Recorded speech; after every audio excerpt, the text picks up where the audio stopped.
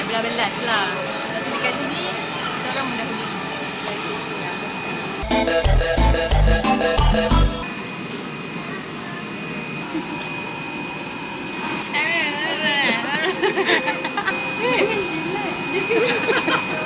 This is Romal's first time You tak kenal I kat orang kampung. mancing kolam kat sini.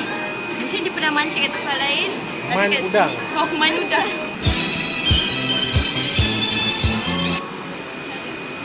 Kenapa mancing udang? Jap. Sebab saya suka makan udang. Rasa lah macam mana perasaan tangkap makanan yang saya suka makan. Buktikan yang saya sebenarnya boleh menjadi seorang yang sabar.